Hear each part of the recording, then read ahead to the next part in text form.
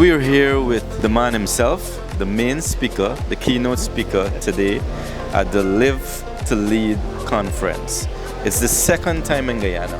Is this your first time in Guyana? My first time, yeah. The people are so friendly and so warm. I knew that would happen. It was so good today to see the hunger for them to learn and how to connect with different generations and how to learn to lead them.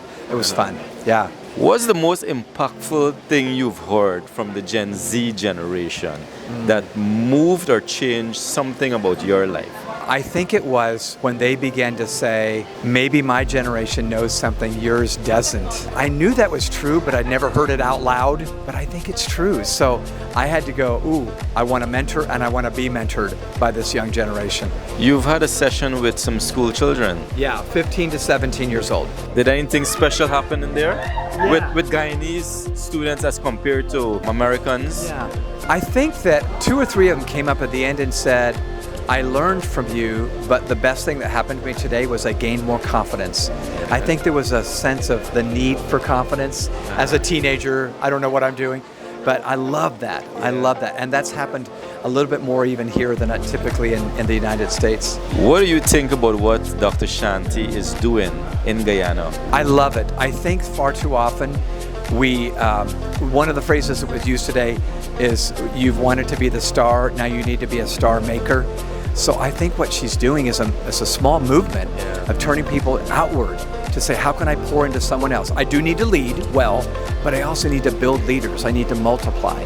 So I love the phrase, success without a successor is a failure. So I think she's creating a bunch of successors and successful people who are going to lead well and hopefully multiply for the next generation. Was the response, the room that you saw today, was it surprising to you in any way? Well, I knew they would be hungry. I could tell it was afternoon nap time, but they really seemed hungry, and I loved the Q&A time at the end. So that was a lot of fun. Yeah. Would you come back to Guyana? I sure would. You bet. It was great to be with you all. This is Dr. Shanti Prasad, the one and only Lead to Influence. I've asked you this question already last year, but from last year to now, has anything changed with your focus and your main aim now? Has it changed? Well, the aim, the focus have not changed. It's all about development. It's about growing leaders. It's about seeing a change in Guyana. And this conference here, everything that we do, and today we even launched, you asking about what's new, we launched our partnership with Baki Graduate University, where we're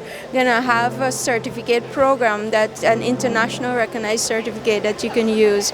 So it's a leadership program that you have different levels, 2 levels that you can actually partake in, and you get the certificate after 3 months. And it's a packed kind of what we worked out for everyone. So what they're gonna learn in those programs, we put all the training that we do into a program that gives you a certificate. So that's like the excitement for this year that we have launched that. And there are many other things we are working on too with the youths and the different schools and the program that we're launching into one school at a time. So, I deal a lot with school children. I was thinking, why am I not in this room?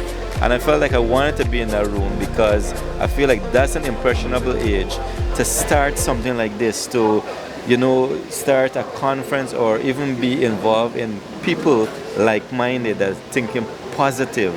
So is it because you have kids that age to make you want to instill this kind of thinking in them that made you do that section? So not necessarily about me having kids. Yes, I do have 3 daughters, and what I want to do is that I know the value that Tim brings, and I wanted as much people as possible can benefit from his presence in Guyana. So we decided to bring 100 and something students from a few different schools.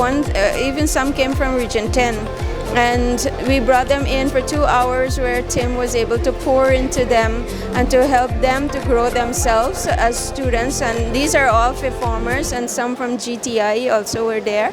And so that, they can go back when they're stepping into a next, phase of their life to understand what leadership can look like. Are you happy with the turnout and with the impact that this conference has brought? Oh yeah, everyone, at least those who came up met me, before they leave. It was, I really enjoy this, and we need more. And this is what I get from every conference that we have. We want more of this here. This is something that, Guyana really lacking and needed. And so I'm happy that everyone turned up. And that's a big thing here, because in Guyana, many people say they're coming, and then they don't show up. Yeah. Right? But they did show up, and, people were engaged. It was I don't know, for me, the day just went very quickly.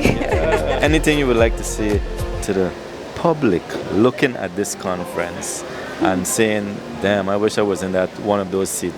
Just to the viewers and those who are listening to this, is that if you're not growing yourself, nobody will do it for you. And taking one day to sharpen the saw is just gonna make you even more smarter, make you more faster, more successful, because you're investing into you. And taking that time out today here, everyone that is here, that what they got out of it. And I'm sure you can speak to anyone that was here, what they got, you would hear the same thing. And we're here with the crew from Sylvie's Industrial Solutions. Marian. Jenley. Jimmy. Deepa. So I know I'm with two persons here who has been with a company for over 20-something years. Ms. Deepa here, how long have you been with Sylvie's? 32.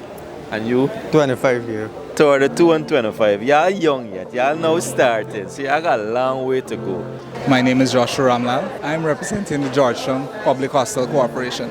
Cheyenne Smith, Bangsi AH. Ibimina, and I'm also representing the Toastmasters organization. Do you have a favorite speaker that spoke? Who resonates with you the most? For me, it would be John Gordon. John Maxwell. John Maxwell. John Maxwell. John Maxwell. That is a very hard question, because I thought that John Maxwell had a lot of positive points. I thought that Mark had a lot of positive points, and our last presenter.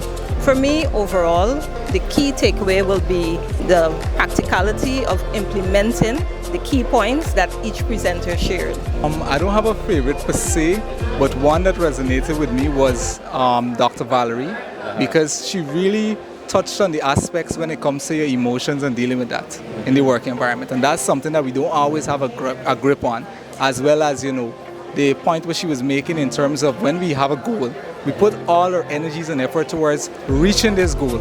But when we're there, what sustains us? What keeps us at that position? And that's something that we don't think about. Think of it. Whenever you have a goal, you always do all the planning and strategizing to reach there.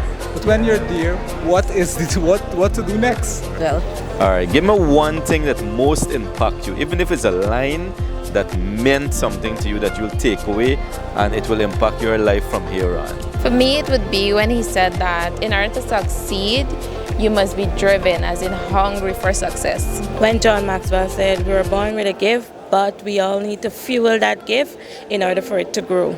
Say don't think about a bigger goal first, think about a small one, then go about a bigger, and you get a bigger commitment.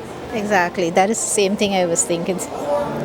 When John Maxwell said, you don't think about the bigger goal, and you must have a positive mindset, and you celebrate along the way as you achieve the small goals. You can't control everything. Good things can come, bad things can come, but you cannot control everything. Life is going to happen. I would say the last quote that he was mentioning, that we should be guide dogs and not guard dogs. And this particularly applies towards managers and leadership roles, because, whenever there's a situation, something happens, we always tend to just reach to that stage where we're going to reprimand, disciplinary action, but then we can protect. So we could use the guiding approach, where we find out what really caused this behavior, what really caused the action, and how could we, discuss this to come to a resolution together that both have a compromise. Would you come to this conference again, regardless of if you're with your company or not? Well, this is the first time coming to this program. It was very impactful. At first I was like, oh my gosh, 8 hours? It's like the entire day, but did not regret it, and definitely will make that commitment to come every year once we're hosting. Once it's in the country, definitely will come. If you would. For sure, definitely. Definitely, yes. Yes, sure. That's a must. I will definitely be here again, not only because it is in keeping with my self-development, which is one of the key lessons that was shared last, but I believe in the importance of networking. I believe that from this event I will get some clients, and in addition to everything else, I'm just happy to be in a positive environment.